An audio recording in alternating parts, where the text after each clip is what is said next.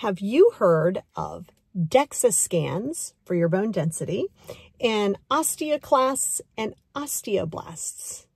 And if you haven't, then this video is for you. And I want to tell you what it is and why that's important for you.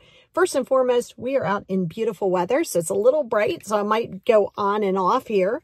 But a DEXA scan, D-E-X-A. And what a DEXA scan does is it monitors bone density. Why is this important? Well, as you get older, there's two things, osteoclasts and osteoblasts or something like that. It's around that word. And osteoclasts, what they do is every so often, your body is going to regenerate bone. Even if you don't break it or whatever, it's a restructuring. That's just how your body works. It does crazy, amazing things. We just don't realize it. And so it helps keep your skeletal composition, right? It helps balance it and reformat it. So as you get older, now I am 52. I was going to say I'm 43. I am not 43. I'm almost 53. And I have been in postmenopause since I was 45.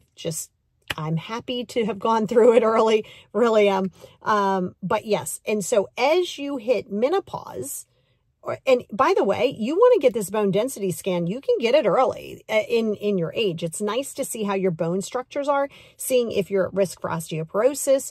Osteopenia is kind of still low bone density, which is where I am. Well, I just had my test today, my new test today, which has been like 3 years.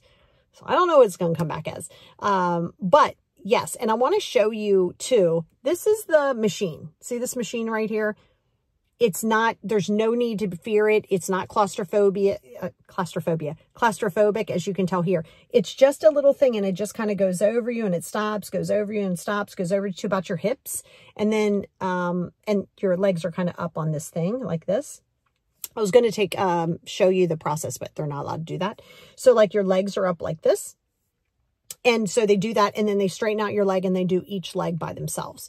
And what they're looking for is they're looking for bone density. And again, you don't have to be in menopausal age and over age. I know people have had it done at 29. I know people have had it done at 30. Like, you know what I mean? And so those are all important factors. So the osteoclasts that help kind of regenerate, that's kind of collagen driven.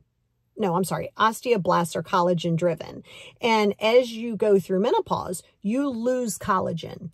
In turn, why you would get an osteoporosis versus like you could be like, well, I was fine. And now 10 years later of osteoporosis. Well, it's because your collagen is going away. I mean, your estrogen is going away. So it's estrogen based, not collagen based. It's estrogen based. So when it's estrogen based and your estrogen starts to dissipate and it starts to go away, well, the breakdown restructure is more than the build, right? So while both are important for building, it's going to kind of reframe it and restructure it. So that's why it's really important to get it. Now, what do you do about that? Well, calcium, like we all know calcium. And yes, you can absolutely get calcium from food and you get calcium for food. You can get it from milk, obviously, and other things like that. However, as you get a certain age, a calcium supplement, I think, is pretty much recommended, but double check with your doctor to make sure. It should be fine, though, because it's somewhat of a mineral that your body needs anyway.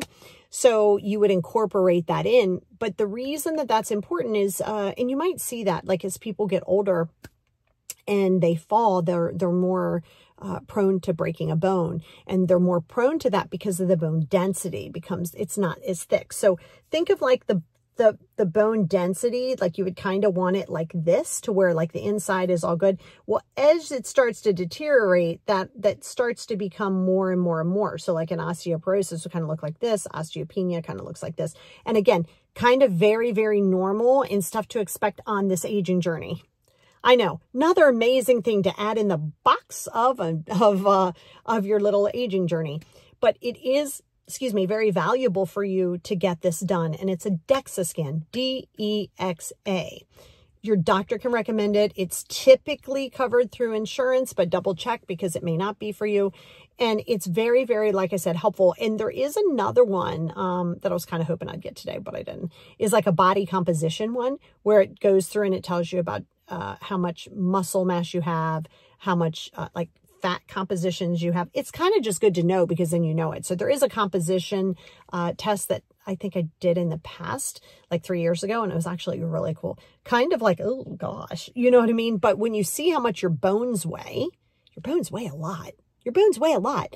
And you'll notice that as you get older, you're going to notice different things about your bones. You know, you might find that, you might hear that, but some things you're not going to be able to see or know within yourself. Like you can't just touch it and be like, oh, my bones, my bones.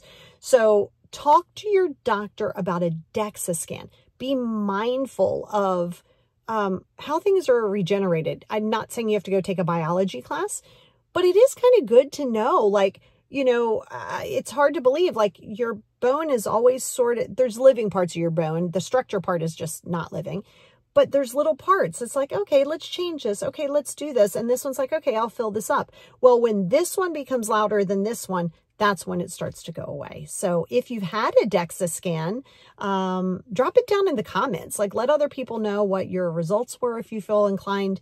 But it's good to catch it because if you can catch a level like osteopenia, which is what I've been diagnosed with in the past, it kind of gives you an incentive to say, okay, well, I don't want to necessarily have osteoporosis. So what can I do to kind of help that? And those things you may not find until you like broke a bone or something, and you don't really want to do that. So talk to your doctor about a DEXA scan. Again, it's not scary. It's not scary. It really isn't scary. You can keep your clothes on. Don't wear anything metal. You keep your clothes on. You don't have to take off your clothes. You don't have to hold your breath.